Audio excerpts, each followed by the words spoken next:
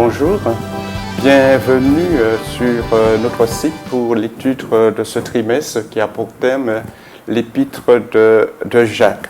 Nous avons pour invité le pasteur Jean-Jacques Chaffograc. Bonjour. Et à ma droite, le pasteur Fleury Mathieu. Bonjour. Donc, avant d'entrer dans le vif du sujet, nous allons passer, selon la coutume, à une prière avec le pasteur Fleury Mathieu. Père Céleste, oui, tu nous offres l'occasion de nous pencher sur le Saint-Livre, ce livre qui nous inspire, qui nous lance des défis, qui nous remet en question, qui nous pousse en avant et qui souvent nous pose des difficultés de compréhension.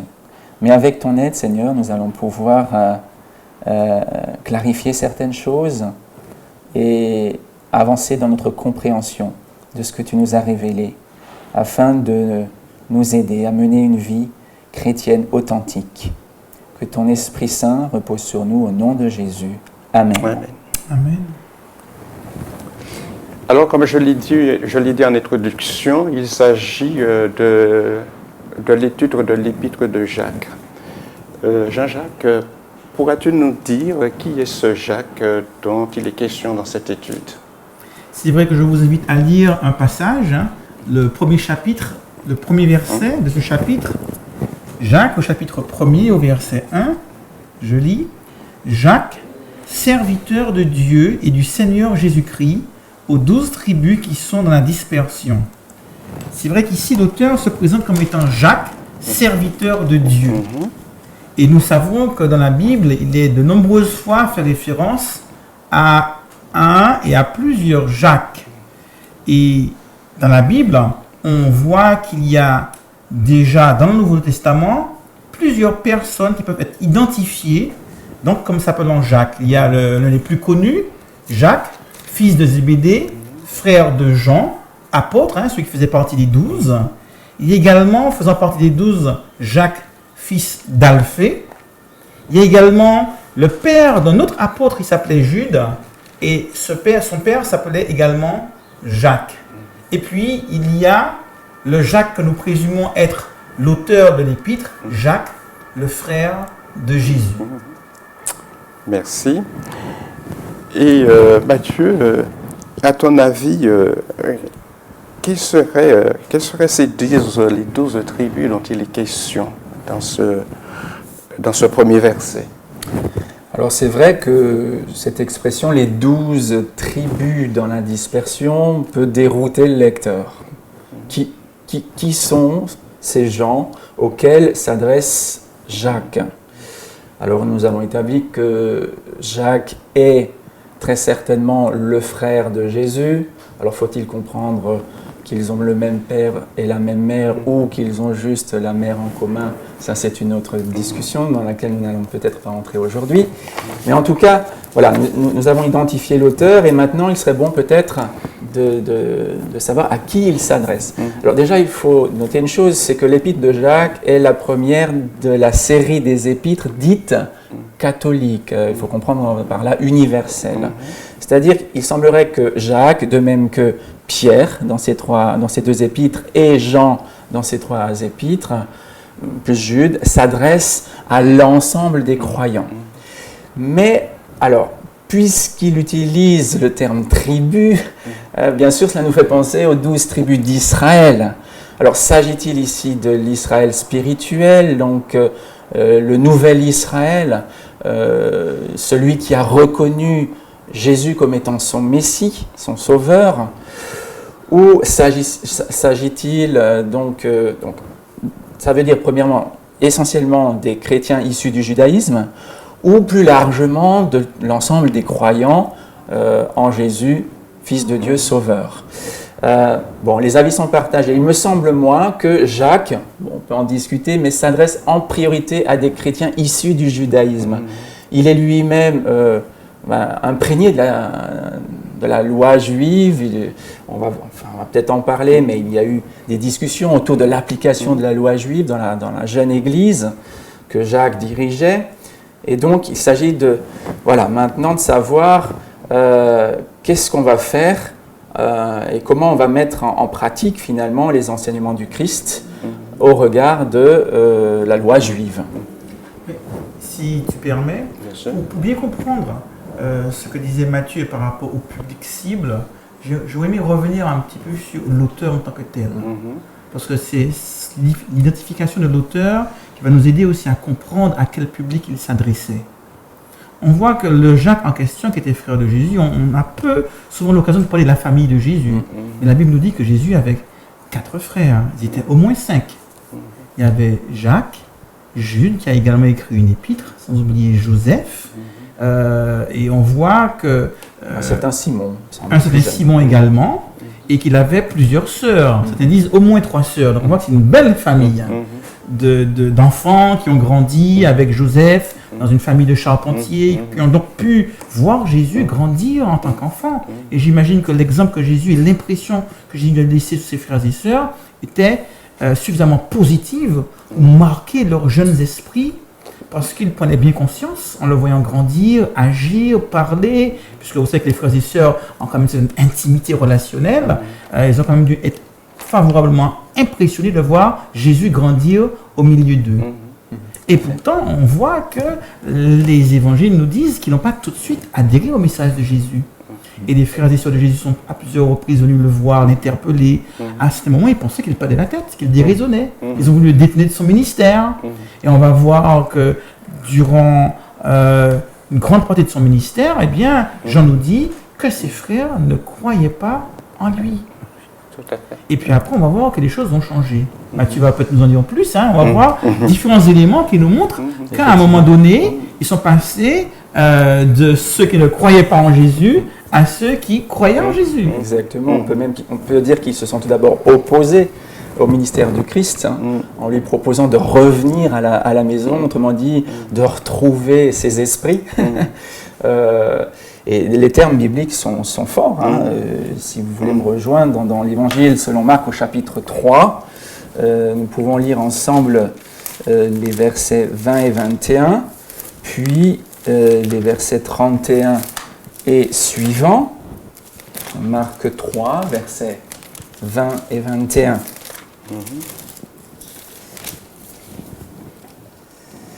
Voilà, donc là on nous dit qu'il revient à la maison, c'est la maison de l'un de ses disciples, et la foule se rassemble encore. Ils ne pouvaient même pas manger, tant ils étaient occupés. Je continue verset 21. À cette nouvelle, les gens de sa parenté, donc certainement sa mère, ses 4 frères, probablement aussi ses sœurs, les gens de sa parenté sortirent pour se saisir de lui, car ils disaient, il a perdu la raison, autrement dit, il a perdu la tête. Voilà, et on revient sur cet incident au verset 31. Sa mère, et là il est précisé, ses frères arrivent, se tenant dehors, ils le firent appeler. Oui. Voilà, et là Jésus va prononcer une parole, c'est surprenante, en disant ta mère, tes frères, tes sœurs sont dehors. Enfin, on dit à Jésus, sont dehors, ils te cherchent, et lui répond, ma mère, mes frères, qui est-ce? Et promenant ses regards sur ceux qui étaient assis tout autour de lui, il dit, voici ma mère et mes frères. Et dans Jean chapitre 7 et au verset 5, il est dit, car ses frères non plus ne croyaient pas en lui.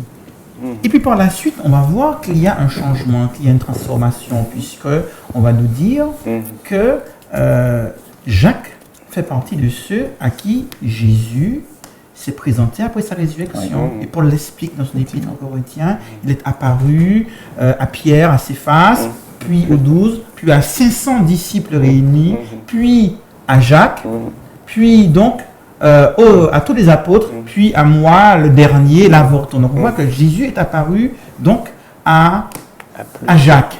Et la Bible nous dit également que Jacques fait partie de ceux qui étaient à la Pentecôte réunis et sur lequel l'Esprit Saint est descendu le jour de la Pentecôte. Donc on voit que Jacques, dès le départ de l'Église chrétienne, était déjà croyant. Il avait fini à la fin du ministère de Jésus-Christ par reconnaître en lui le Messie et très vite est devenu une figure de proue dans le christianisme à ses tout débuts, à tel point que Paul dira dans son épître aux Galates que parmi les colonnes de la vérité, ceux qui avaient un rôle premier en tant que leader de cette jeune église, eh bien, figuraient Jacques, Pierre et Jean, colonnes de la vérité. C'est une conversion remarquable, hein. Il est passé vraiment de l'incrédulité à une foi totale. Et cette foi va l'autoriser finalement à prendre le leadership de cette jeune église. Et il va être effectivement le référent de la nouvelle église, celle que Jésus a voulu bâtir sur le fondement de sa propre parole. Ce leadership va s'exprimer notamment lorsqu'il y a eu un moment de crise à Jérusalem et dans le monde chrétien, par rapport à la circoncision, par rapport aux différents processus par lesquels les païens qui acceptaient l'évangile devaient adhérer. Fallait-il qu'ils soient circoncis ou pas? Et dans le livre des Actes, au chapitre 15, on dit comment des délégués des églises, notamment d'Antioche, vinrent à Jérusalem, parmi lesquels Paul, Barnabas, et comment une grande discussion eut lieu pour pouvoir réfléchir et comprendre quelle était la volonté de Dieu vis-à-vis des païens qui acceptaient l'évangile. Et après que Paul puis Pierre eut pris la parole, eh bien c'est Jacques qui, en leader, va amener l'assemblée des apôtres, des disciples réunis à Jérusalem à parvenir à une solution qui puisse satisfaire tout le monde. Et de cette solution sortira une lettre, un écrit qui va être donc lu dans toutes les églises en disant « Il a paru bon au Saint-Esprit et à nous de n'imposer d'autres choses à ceux qui acceptent l'évangile que des 4 éléments auxquels Acte 15 fait référence. » Donc on voit bien que Jacques là a un rôle moteur, un rôle d'administrateur, un rôle de leader de l'église, et donc cela montre l'autorité qui était la sienne en matière d'enseignement. Et pour revenir à ce qui était dit par rapport aux 12 tribus, s'il s'adresse aux 12 tribus, c'est bien parce qu'il a une autorité légitime et reconnue pour pouvoir le faire. Oui, et puis ce qui est remarquable aussi, c'est sa collaboration avec l'apôtre Paul, ou plutôt la recherche de consensus entre les deux hommes. On les voit à plusieurs reprises se mettre d'accord, donc notamment sur cette question-là, de ce qu'il faut imposer ou non aux nouveaux convertis, quels sont les préceptes de la loi qui leur sont applicables. Donc ça c'est dans Acte 15. Et à la suite donc de l'annonce de Jacques, eh bien l'apôtre Paul va effectivement circuler dans les villes, comme à son habitude, pour prêcher l'évangile, mais en même temps, le texte nous dit dans le livre des Actes au chapitre 16, et c'est au verset 4, que dans les villes où il passait, donc il s'agit de Paul et de ses compagnons de service, Acte 16, verset 4, il transmettait les prescriptions décidées par les apôtres, Jacques en tête, et les anciens de Jérusalem, afin qu'on les observe. Et les églises s'affermissaient dans la foi et augmentaient en nombre de jour en jour. Et il y a aussi un petit épisode intéressant qui est relaté au chapitre 21 de ce livre, le livre des Actes, où l'on voit Pierre repasser pour la dernière fois à Jérusalem, Paul qui repasse pour la dernière fois à Jérusalem et qui s'arrête là pour rencontrer Jacques. Et Jacques va lui faire demander quelque part de montrer qu'il n'est pas subversif, qu'il ne renverse pas la loi, qu'il n'a rien contre la Torah en fait, et va lui demander donc de se soumettre à quelques prescriptions pour montrer qu'il est bien en accord avec les frères et sœurs judéo-chrétiens. Voilà, et Paul s'exécute. D'ailleurs, tu as parlé de la dernière venue de Paul à Jérusalem. Oui. Mais sa première en tant que chrétien converti, il a également rencontré Jacques. Parce que c'est Barnabas qui va amener Paul, que les chrétiens fuyaient à l'époque. Il était persécuteur quelque temps auparavant. Il est devenu chrétien lui-même. Et bien c'est Barnabas qui va le présenter aux responsables. Et à quel responsable? À Jacques et à Pierre. Mais Jean-Jacques, pourrais-tu nous dire, pourrais-tu nous donner une explication de l'idée selon laquelle Jacques aurait mis comment pourrais-je dire cela? Ou du moins, il aurait mis en cause la doctrine de la justification par la foi donnée par Paul. Je peux en tirer un passage tiré de Galates. Galates au chapitre 2, on lira donc les versets 9 et 10.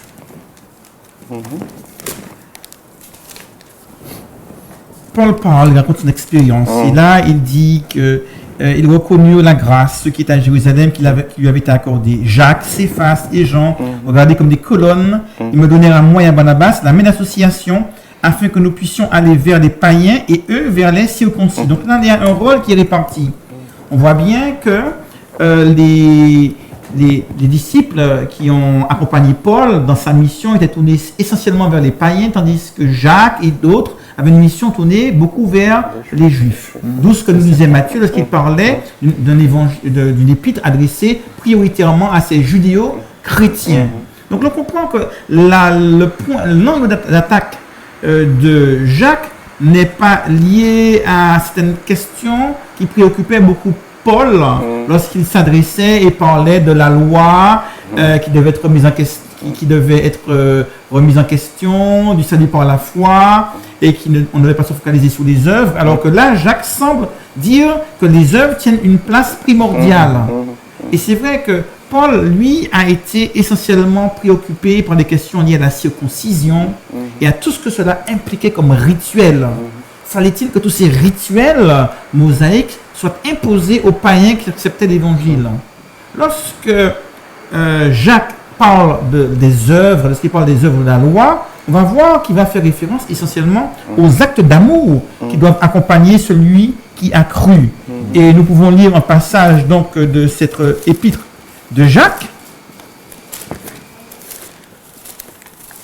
Et lorsque nous lisons dans Jacques, au chapitre 2, on va lire au verset 14. « Mes frères, que sert-il à quelqu'un de dire qu'il a la foi s'il n'a pas les œuvres? La foi peut-elle sauver? Si un frère ou une sœur sont nus et manquent de nourriture chaque jour, et que l'un d'entre vous leur dise « Allez en paix, chauffez-vous et rassasiez, et que vous ne leur donniez pas ce qui est nécessaire au corps, à quoi cela sert-il » Et donc lorsqu'il parle des œuvres, il n'est pas en train d'essayer d'opposer les modalités selon lesquelles l'homme parvient au salut par rapport à ce que Paul disait. Il est en train de montrer que la foi se manifeste nécessairement par une vie d'amour et que cette foi devient visible par les œuvres qu'elle engendre. Oui, l'emphase n'est pas la même.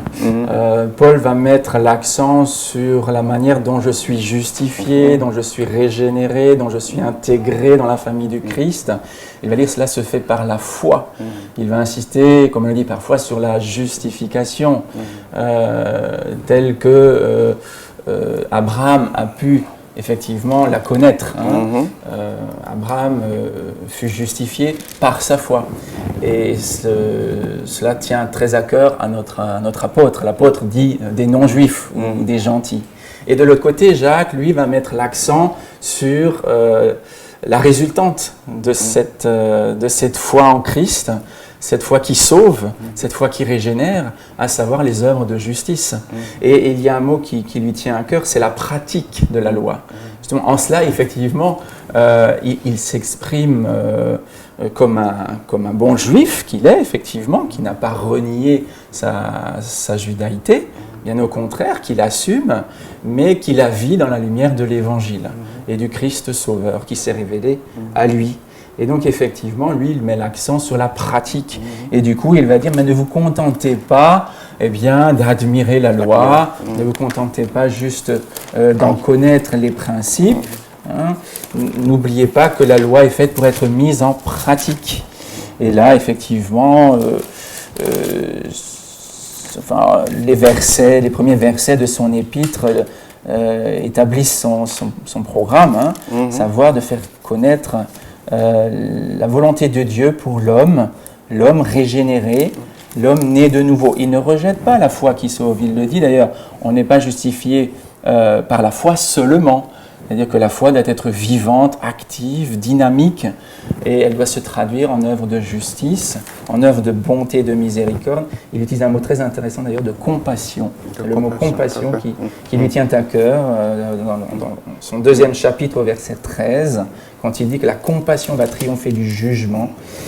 et donc de la perdition, eh bien il va établir que c'est par la compassion finalement que l'on démontre sa foi. Et en cela, il ne s'oppose pas à l'apôtre Paul.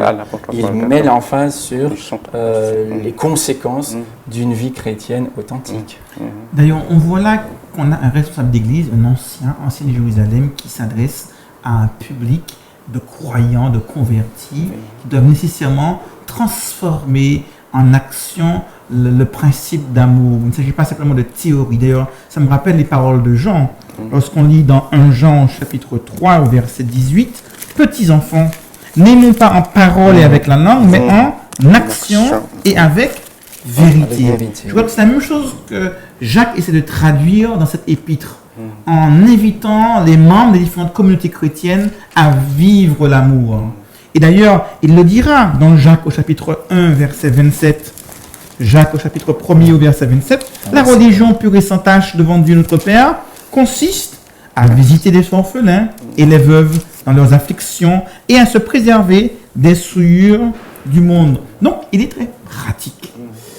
Et en fait, il a bien raison d'insister en fait sur l'aspect pratique de l'évangile, il me semble. Jésus l'a fait aussi.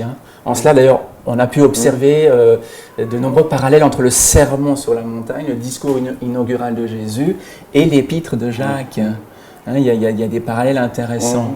Et notamment, on peut penser à l'illustration dont se sert Jésus pour conclure.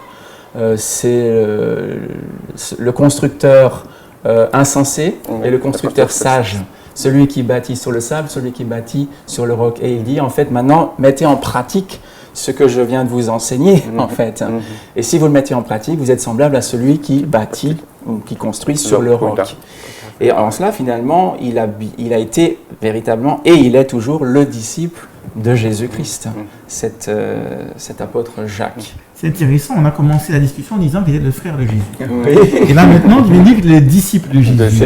Et lui-même se présente comme étant le serviteur de Jésus. On voit bien qu'étant frère de Jésus d'un point de vue de la cellule familiale, ayant grandi avec Jésus, lorsqu'il écrit, il est bien conscient qu'il n'a pas simplement là affaire à un simple frère. Qu'il a affaire au Seigneur, au Messie, et il se présente comme étant le serviteur.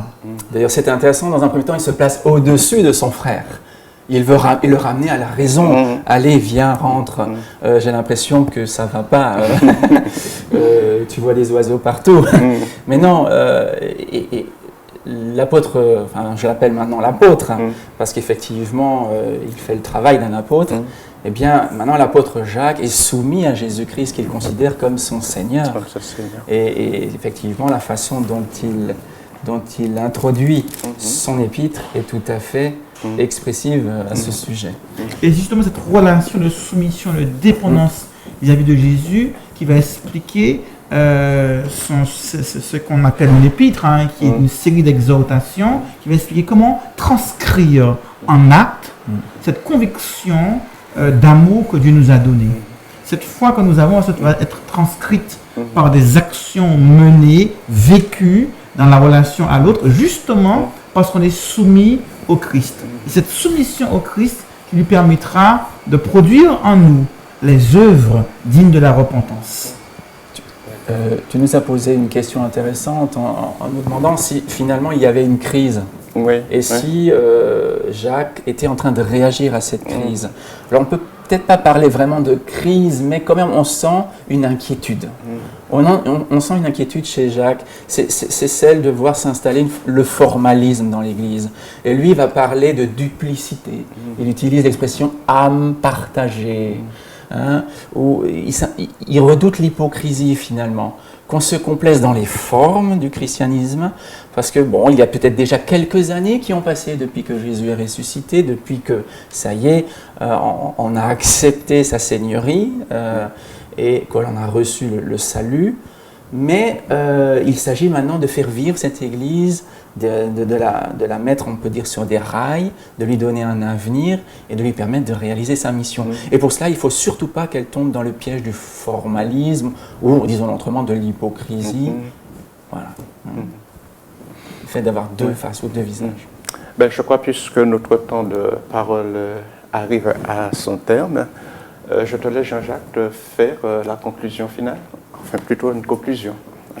Alors, si je vais Par rapport à cette conclure, je reprendrai les mots de Jacques. Montre-moi ta foi sans les œuvres, et je te montrerai moi comment la foi se manifeste par les actions, les paroles d'amour, les comportements d'amour que nous pouvons avoir les uns avec les autres. Ces actions, ces œuvres n'étant que des conséquences de notre rencontre avec Jésus-Christ que nous avons acceptées par la foi. D'accord. Eh bien, je vous remercie tous les deux et puis je vous dis à la prochaine fois, chers amis. Bonne étude.